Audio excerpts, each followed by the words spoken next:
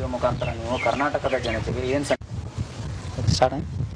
ಹಮಿಗಿ ಗ್ರಾಮ ಪಂಚಾಯತಿಯಿಂದ ಚುನಾಯಿತರಾದಂತಹ ಪುಟ್ಟವ್ವ ಹಡಪದ್ರವರಿಗೆ ನಮ್ಮ ಗ್ರಾಮೀಣ ಟಿವಿಯ ಪರವಾಗಿ ಹೃತ್ಪೂರ್ವಕವಾದಂತಹ ಒಂದು ಅಭಿನಂದನೆಗಳನ್ನ ಸಲ್ಲಿಸ್ತಾ ಇದ್ದೇನೆ. ಸರ್ ಶಾಲಾ ಹಾಕ್ರಿ ಮೇಡಮ್, ಇದು ಕೊಡ್ರಿ ಮಾಡಿ ಹಂಗಾಕ್ರಿ ಹಂಗಾಕ್ರಿ.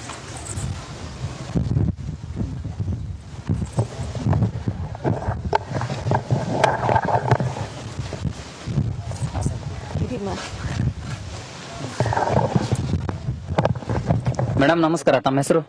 ಪುಟ್ಟವ್ವ ಹಡಪದ್ರಿ. ತಮ್ಮೂರು ಯಾವ್ದು ಮೇಡಮ್? ಹಮಿಗ್ರಿ. ತಾವು ಯಾವ ಗ್ರಾಮ ಪಂಚಾಯತಿಯಿಂದ ಚುನಾಯಿತರಾಗಿರೋದು? ಗ್ರಾಮೀಣ ಬ್ಯಾಂಕ್ ಗ್ರಾಮೀಣ ಪಂಚಾಯತಿ.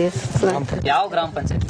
ಹಮಿಗಿ ಗ್ರಾಮ ಪಂಚಾಯತಿ. ತಾವು ಹಮಿಗಿ ಗ್ರಾಮ ಪಂಚಾಯತಿಯಿಂದ ಚುನಾಯಿತರಾಗಿರೋದು. ಇಲ್ಲಿ ತಾವು ರಾಜಕೀಯಕ್ಕೆ ಬರೋದಕ್ಕಿಂತ ಮುಂಚೆ ಏನ್ ಕೆಲಸ ಮಾಡ್ತಾ ಇದ್ರಿ ಮೇಡಮ್? ನಾವು ಕೂಲಿ ಕೆಲಸ ಮಾಡ್ತಿದ್ದೀರಿ. ನೀವು ಕೂಲಿ ಕೆಲಸ ಬಿಟ್ಟು ಇಲ್ಲಿ ರಾಜಕೀಯಕ್ಕೆ ಬರಬೇಕು ಅಂದ್ರೆ ಕಾರಣ ಏನ್ ಮೇಡಮ್? ಜನಸೇವೆ ಮಾಡ್ಬೇಕಂತ. ಹಾಗಾದ್ರೆ ತಮ್ದು ಜನಸೇವೆ ಮಾಡಬೇಕು ಅನ್ನೋದು ತಮ್ಮ ಮನಸ್ಸಿನೊಳಗ ಆಶಯ ಇದೆ ಮೇಡಮ್. ಹಾಗಾದ್ರೆ ಹೌದ್ರಿ ಮೇಡಮ್, ಇಲ್ಲಿ ನೀವು ರಾಜಕೀಯಕ್ಕೆ ಬರಬೇಕು ಅಂದ್ರೆ ನಿಮ್ಗೆ ಎಷ್ಟು ವರ್ಷದ ಒಂದು ರಾಜಕೀಯ ಒಡನಾಟ ಇದೆ ಮೇಡಮ್? ಇದ ಫಸ್ಟ್. ಹಾಗಾದ್ರೆ ತಮ್ದು ರಾಜಕೀಯ ಕುಟುಂಬ ಅಲ್ಲ, ರೈತಾಪಿ ಕುಟುಂಬ ಮೇಡಮ್. ಹೌದ್ರಿ ರೈತ.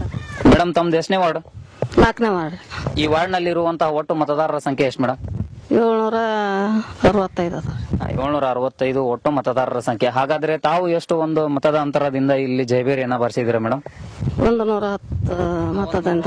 62 ಮತದ ಅಂತರ ಎಷ್ಟು? 10 10 ಮತದ ಒಂದು ಅಂತರದಿಂದ ನೀವು ಇಲ್ಲಿ ಜಯಬೇರಿಯನ್ನ ಬರ್ಸಿದಿರ. ಹಾಗಾದ್ರೆ ನೀವು ಇಲ್ಲಿ ರಾಜಕೀಯಕ್ಕೆ ಬರಬೇಕು ಅಂದ್ರೆ ಯಾವ ಒಂದು ಗುರುತನ್ನ ಇಟ್ಕೊಂಡು ಸ್ಪರ್ಧಿಸಿದ್ರಿ ಮೇಡಮ್?